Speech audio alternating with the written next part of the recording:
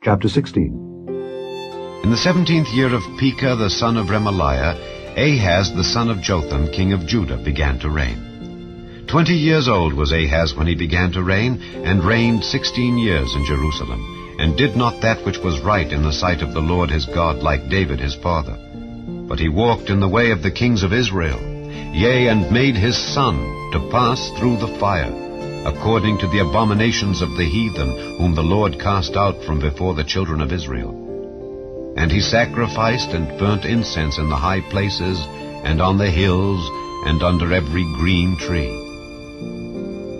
Then Rezin king of Syria and Pekah son of Remaliah king of Israel came up to Jerusalem to war, and they besieged Ahaz, but could not overcome him. At that time Rezin king of Syria recovered Elath to Syria, and drave the Jews from Elath. And the Syrians came to Elath, and dwelt there unto this day. So Ahaz sent messengers to Tiglath-Pileser king of Assyria, saying, I am thy servant and thy son. Come up and save me out of the hand of the king of Syria, and out of the hand of the king of Israel, which rise up against me. And Ahaz took the silver and gold that was found in the house of the Lord, and in the treasures of the king's house, and sent it for a present to the king of Assyria.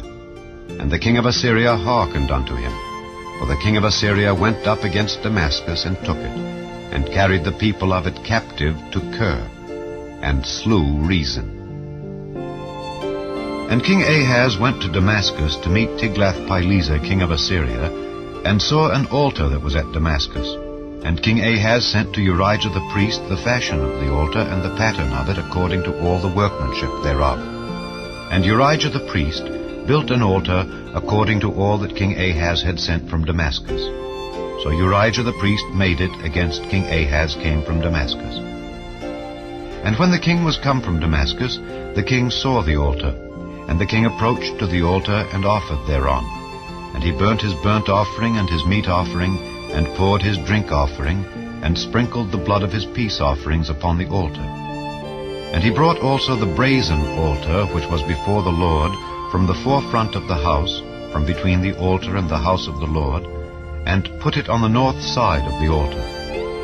And King Ahaz commanded Urijah the priest, saying, Upon the great altar burn the morning burnt offering, and the evening meat offering, and the king's burnt sacrifice, and his meat offering, with the burnt offering of all the people of the land, and their meat offering and their drink offerings.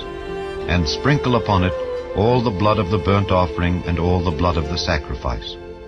And the brazen altar shall be for me to inquire by. Thus did Urijah the priest, according to all that King Ahaz commanded. And King Ahaz cut off the borders of the bases, and removed the laver from off them, and took down the sea from off the brazen oxen that were under it, and put it upon a pavement of stones.